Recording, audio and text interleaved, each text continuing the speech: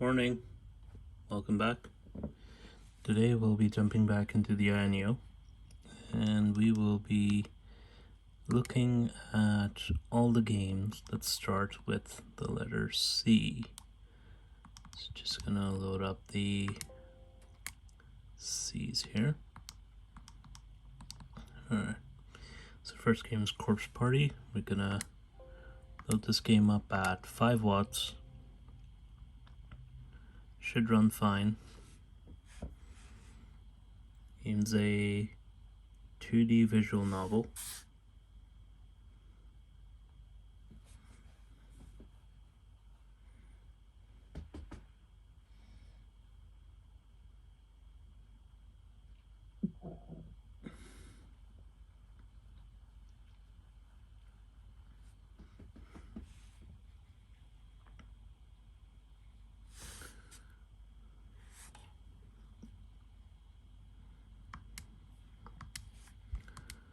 Just gonna jump into the game here. Alright. Now, when you first jump into the game, you'll actually see part of the screen being cut off. I've tried changing the settings in a bunch of ways to see if it could solve this issue. It really doesn't. And once you get into the game, it doesn't seem to affect the game itself either. So I wouldn't worry about it.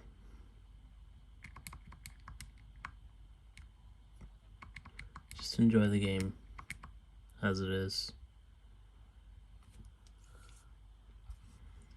It'll work fine.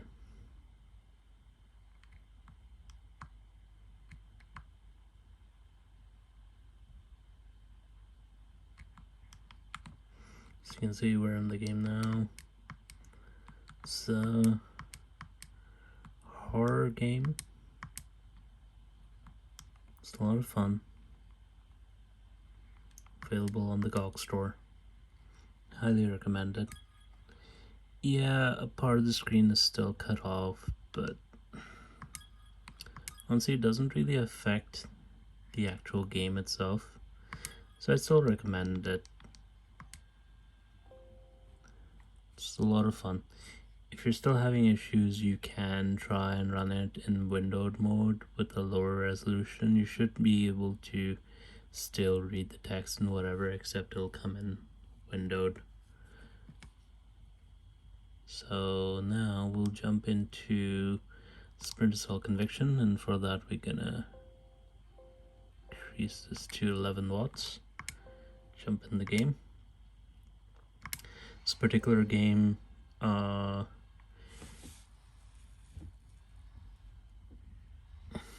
it's installed on the Ubisoft launcher, so I'm just gonna click yes here. Don't worry about the prompt in the beginning. The game still works fine, just doesn't really recognize the APU, so it kind of freaks out a bit. Once you're in the game, it's not a problem. Yes. Alright. So we're in. So running at 11 watts. This game's gonna hit mostly 60. It's gonna drop down to lower 50s sometime, but you'll mostly get 60 frames. Just gonna jump into settings here.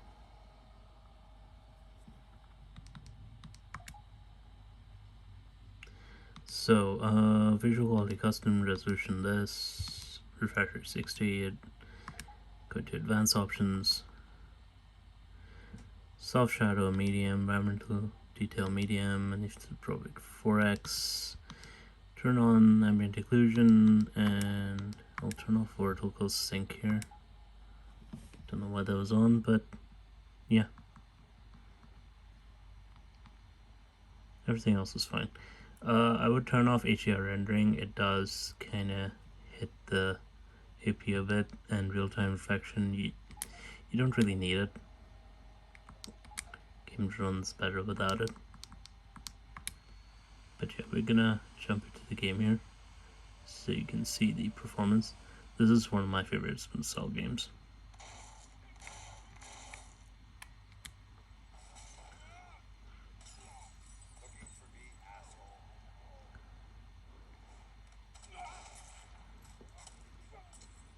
Here you can see performance.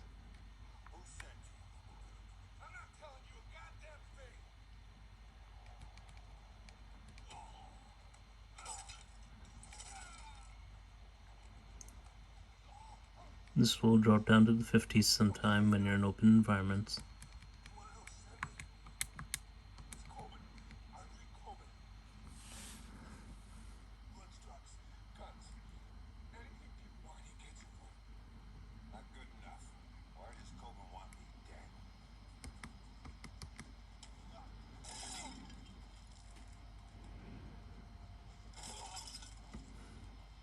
So the reason you're not seeing any of the reflections in the mirror is because of that real-time reflections option that we've turned off.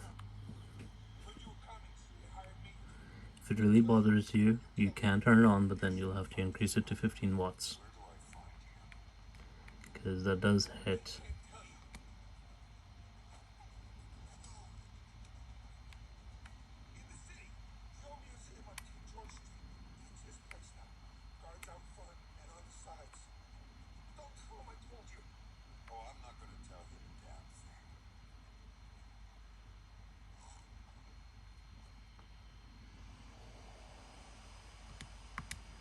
See if we can skip this.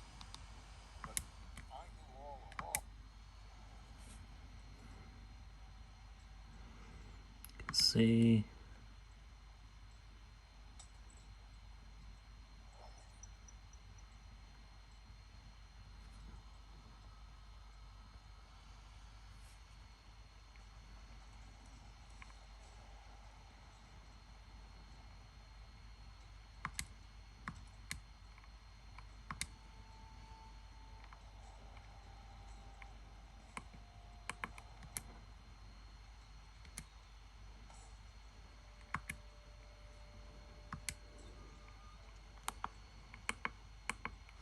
How do I stand up in this? Oh, there we go. LB. Okay. Left button. So you can see here.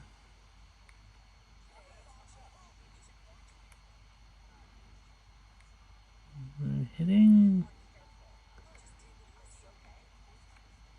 40s sometime, but I think that was just because of the crowd over here.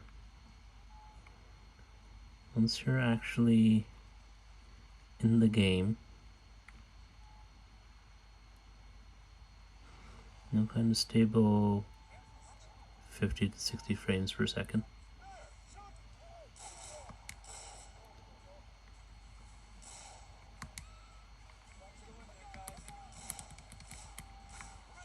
Okay, how do I get out?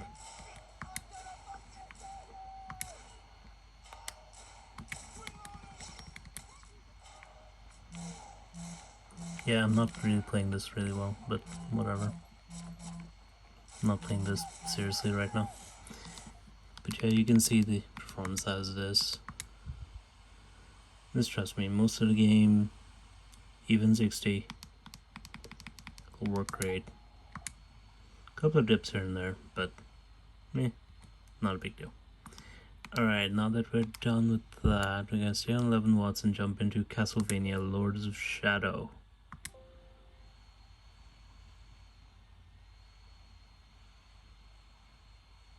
See? Should start in a second.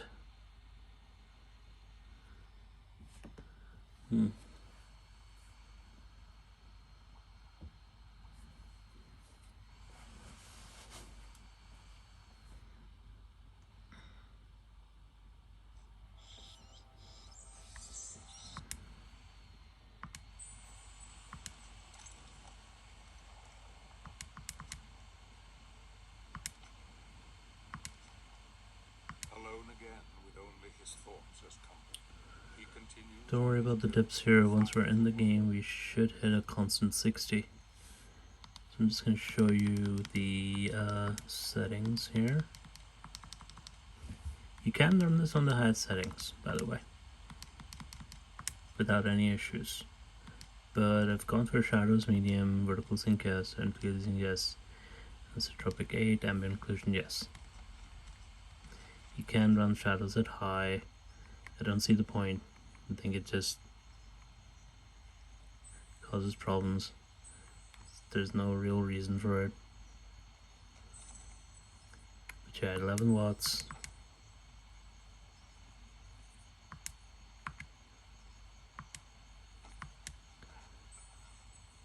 You're gonna hit consistent 60 with a couple of dips here and there.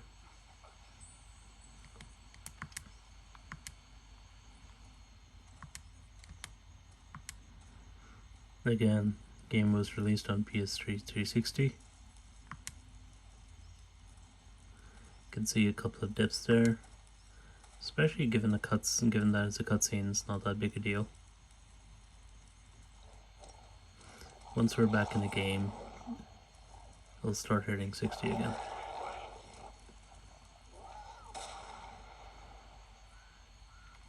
Yep.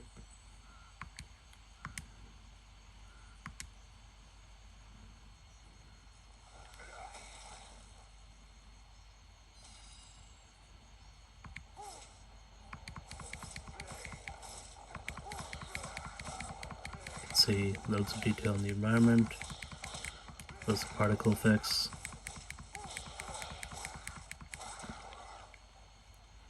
Game has no problem maintaining 60 frames. If you want an example of a game that's perfect for the AYANEO, it's a game like this. Something third person, something that doesn't require you to use the right analog stick a lot. Like, you can use it, but it's not essential. Front face buttons are more important. Something like Devil May Cry even works great on the AYANEO. In fact, in our next video we'll take a look at a couple of Devil May Cry games, so you can have a sense of how that runs on this handheld. Right now we'll exit out.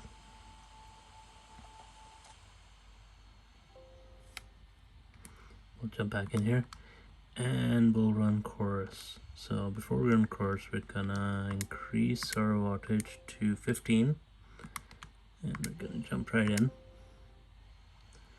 This is a relatively newer game.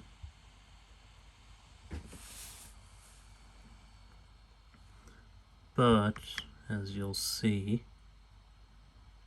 once I get into the settings, you can actually run this game at 60 frames on the AYANEO consistently. A couple of dips here and there, again, high 50s, mid 50s, but it runs very, very well. So in display settings, Windows full screen, same as borderless. VSync off, max FPS 60, visuals, custom, so everything's on medium, even shadow. Yeah, you can put shadows on low if you want, doesn't matter. Space sim pretty much runs at a 60. Constant 60.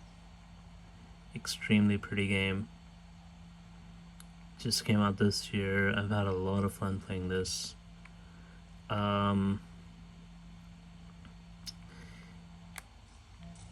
If I had one complaint about playing this on the AYANEO,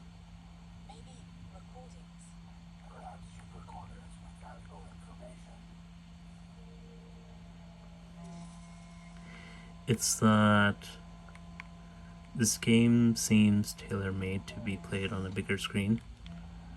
So if you can play this on like a projected screen or on a big screen TV, it looks absolutely gorgeous. On a small screen like the AYANEO, even though the gameplay itself and everything works great, I mean, I haven't had a problem playing this.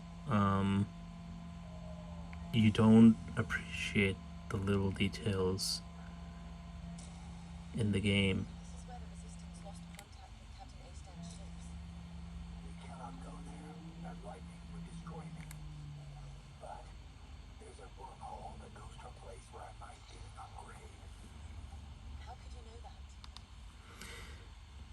But yeah,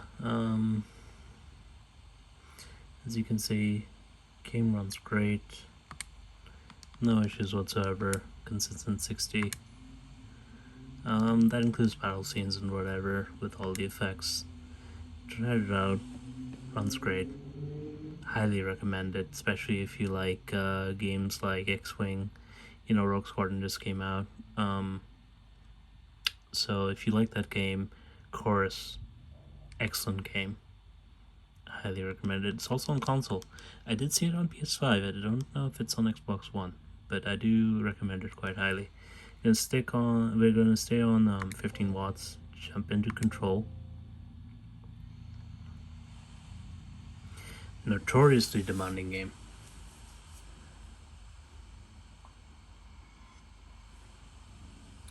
Especially on consoles.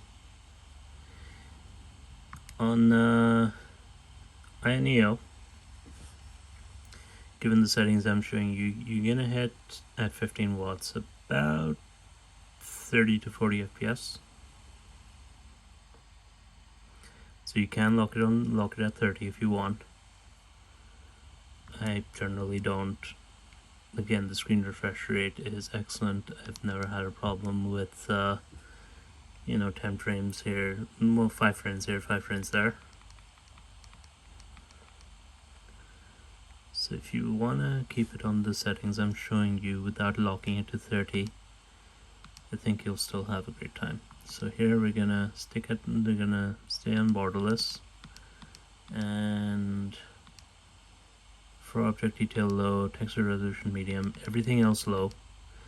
Screen space reflections quality medium, off for global reflections, MSA, film grain, motion blur doesn't make a difference to the frame rate. Everything else off. So everything on low except texture resolution and screen space reflections.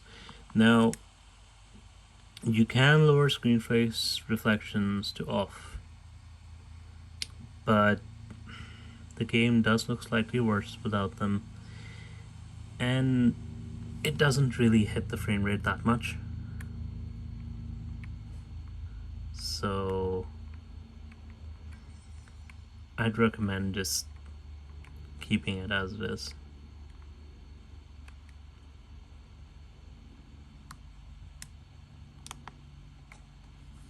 Actually, I'm a little bit ahead in the game here, so what I'm gonna do, I'm actually going to start a new game. I did start a new game, right?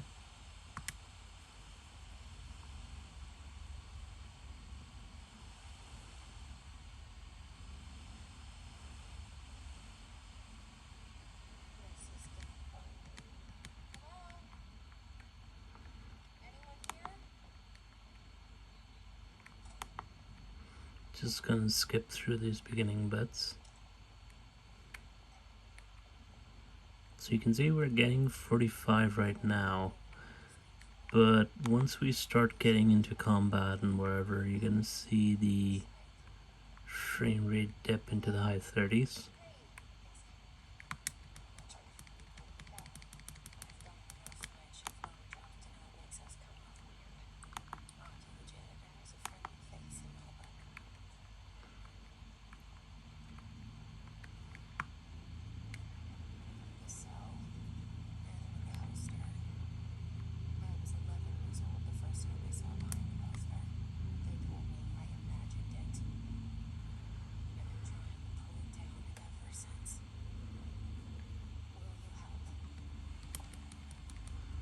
So I'm gonna skip through this initial bit.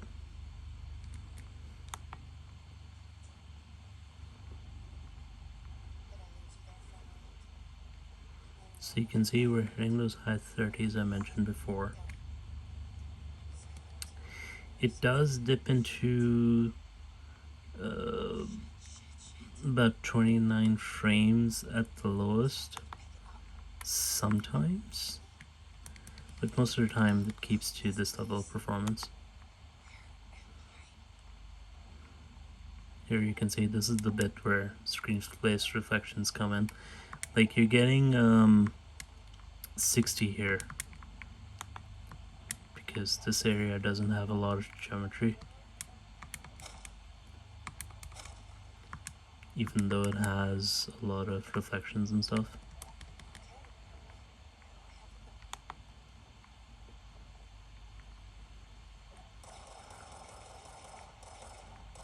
But yeah, hopefully that gives you an idea of how the game performs in various scenarios.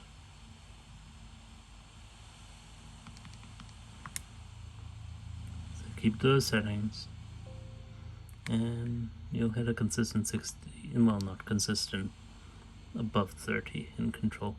Now, final game on the list, we're gonna try out Call of Duty Gunslinger, Call of Juarez Gunslinger, not Call of Duty. Perish the thought.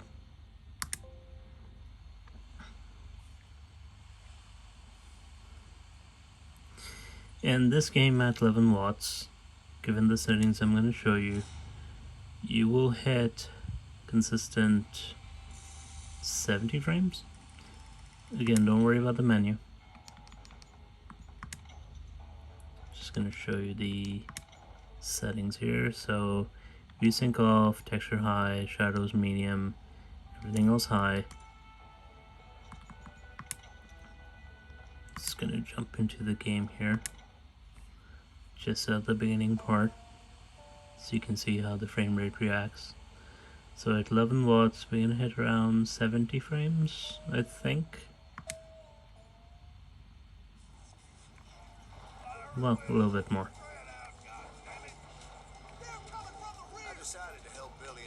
Out of it. So that's just what I did. You can see the right stick isn't that great when it comes to aiming.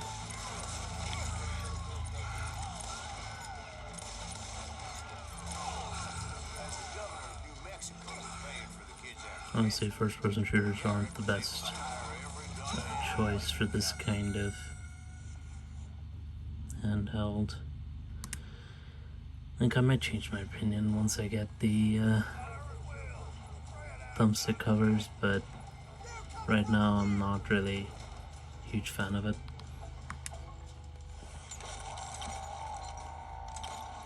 But yeah, I hope you enjoyed this.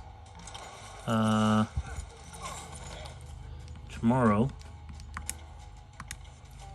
I'll be dropping a video about all the games on the AYANEO and their settings that you can play.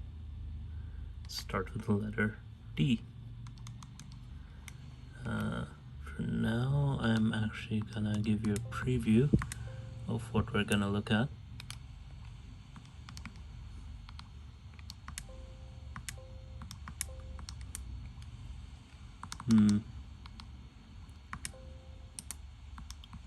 Can be a bit temperamental sometimes. Alright. So, got quite a few games here. Except for Dolphin. Dolphin's the emulator for GameCube. We're not going to be looking at it in tomorrow's video. That's going to be saved for a emulation video down the line when I'm through with all the letters. But for now, there's something to look forward to. See you guys next time. Bye.